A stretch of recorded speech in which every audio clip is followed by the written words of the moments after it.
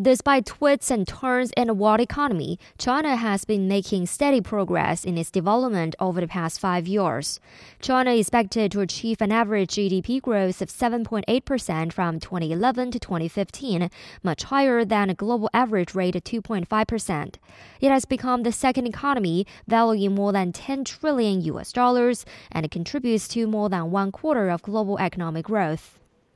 They've taken China from an economy that was insignificant in a global context to the number 2 economy in the world.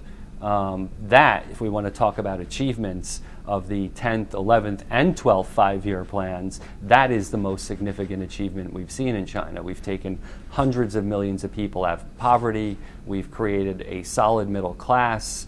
And we've put China back on the world stage in terms of culture, politics, and economy, where it's traditionally been throughout history. With the gradual expansion of the middle class, domestic consumption has contributed greatly to the economy.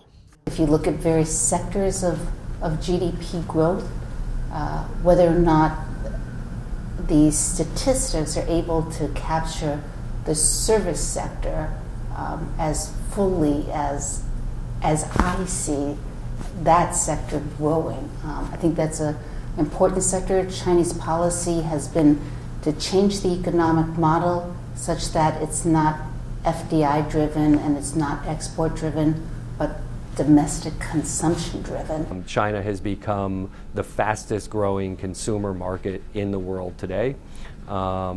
Chinese consumers are buying everything from luxury goods to home products, personal care, health care, and it's largely due to the fact that there's been robust employment in the middle class. And so as the middle class has grown in China, domestic consumption has grown along with it. And so we've seen a real move towards a healthy replacement for manufacturing and GDP with domestic consumption. Over the past 5 years, China has been steadily pursuing reform, targeting various sectors, including administrative system, taxation, finance, and state enterprises. I think China has stayed a steady course of deepening reform. I see that in many sectors.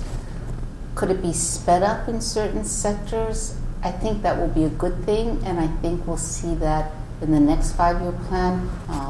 In fact, I actually think part of President Xi Jinping's legacy, looking out many years later, is that economic reform is at the top of his agenda and that he will be thought of as having carried forward economic reform. Looking into the next 5 years, many believe China will largely maintain its current policies, while at the same time encourage more innovation and high value-added manufacturing. In this next 5-year plan, I see a focus on high-quality, innovative materials as opposed to just turning out widgets. So high value add is where you're going to see the focus. So if we had to pick out, a word that I see really standing out in the next 5 years, it's innovation. China needs to become an innovation economy, and that will address everything from manufacturing to healthcare, technology, exports, quality of life, environmental. To thrive for the next 10, 20 years, China needs to innovate for itself and for the world.